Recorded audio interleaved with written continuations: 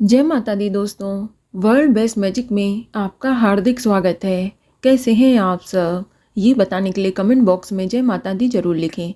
दोस्तों, आज हम इस वीडियो में सुनेंगे महाशिवरात्रि की व्रत कथा, जो इस प्रकार है। चित्रभानु नामक एक शिकारी था। जानवरों की हत्या करके वह अपने परिवार को पालता था। वह एक साहूकार का कर्जदार था, लेकिन उसका ऋण समय पर ना चुका सका। क्रोधित साहूकार ने शिकारी को शिव मठ में बंदी बना लिया। संयोग से उस दिन शिवरात्रि थी। शिकारी ध्यानमग्न होकर शिव संबंधित धार्मिक बातें सुनता रहा। चतुर्दशी को उसने शिवरात्रि व्रत की कथा भी सुनी। शाम होते ही साहूकार ने उसे अपने पास बुलाया और ऋण चुकाने के विषय में बात की। शिकारी अगले दिन सारा ऋण लौटा देने का वचन देकर बंधन से छूट गया। अपनी दिनचर्या की भांति वह जंगल में शिकार के लिए निकला, लेकिन दिन भर बंदी गृह में रहने के कारण भूख और प्यास से व्याकुल था। शिकार खोजता हुआ वह बहुत दूर निकल गया। जब अंधकार हो गया तो उसने विचार किया कि रात जंगल में ही बितानी पड़ेगी। वह वन एक तालाब के किनारे एक बेल के पेड़ पर चढ़कर रात बीतने का इंतजार करने लगा। बेलपत्र के वृक्ष के नीचे शिवलिंग था, जो बिल्व पत्रों से ढका हुआ था। शिकारी को उसका पता न चला।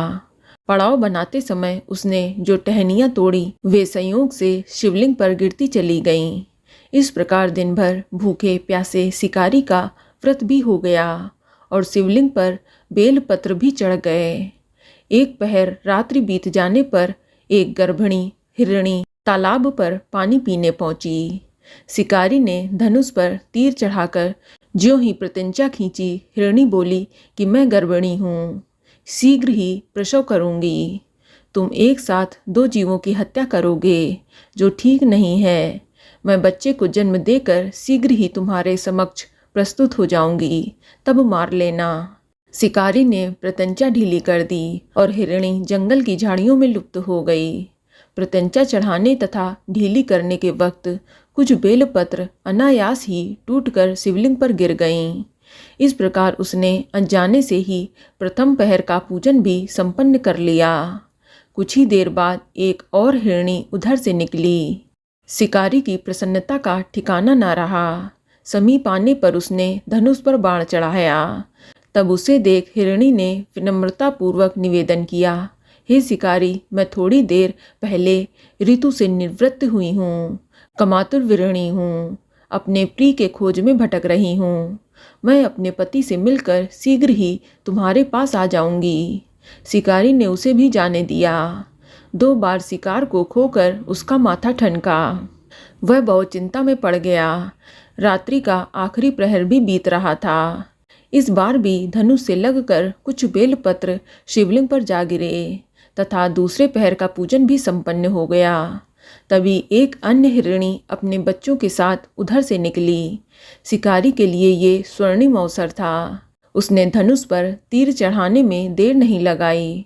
वह तीर छोड़ने ही वाला था कि हिरणी बोली, हे शिकारी, मैं इन बच्चों को इनके पिता के हवाले कर कर लौट आऊंगी। इस समय मुझे मत मारो। शिकारी हंसा और बोला, सामने आए शिकार को छोड़ दूं? मैं ऐसा मूर्ख नहीं। इससे पहले भी मैं 2 बार अपना शिकार खो चुका हूँ।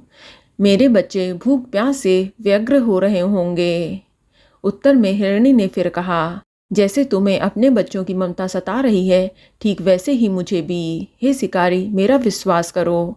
मैं इन्हें इनके पिता के पास छोड़कर तुरंत लौटने की प्रतिज्ञा करती हूँ। हिरणी का दुख भरा स्वर सुनकर शिकारी को उस पर दया आ गई। उसने उस मृगी को भी जाने दिया।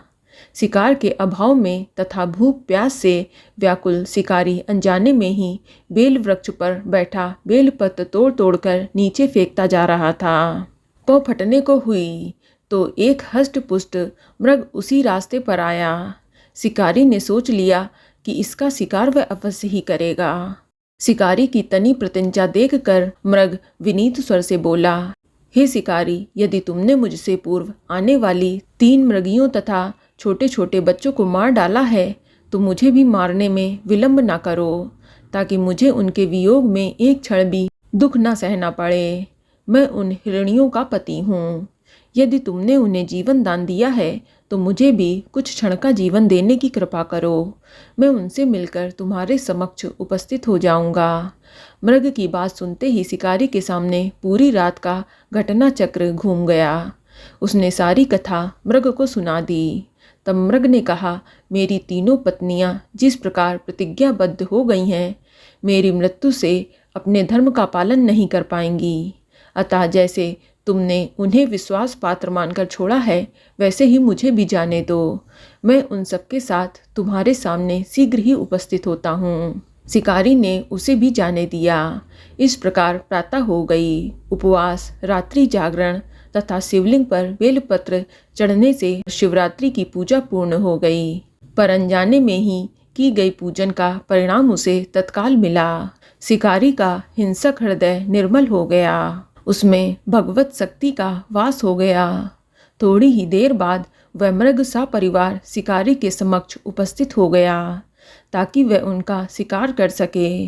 किंतु जंगली पशुओं की ऐसी सत्यता, सात्विकता एवं सामूहिक प्रेम भावना देखकर शिकारी को बड़ी ही ग्लानि हुई। उसने मृग परिवार को जीवन दान दे दिया। अनजाने में शिवरात्रि के व्रत का पालन करने पर शिकारी को मोक्ष और शिवलोक की प्राप्ति हुई। तो बोलो शंकर भगवान की जय, बोलो माँ पार्वती की जय। तो दोस्तों, ये जानकारी आपको अच्छी लगी तो कमेंट में जय माता दी जरूर लिखें। और अगर आपका कोई सवाल है तो उसे कमेंट बॉक्स में अवश्य पूछ लें। और इस वीडियो को लाइक करें, शेयर करें और साथ ही साथ चैनल को सब्सक्राइब करें। धन्यवाद।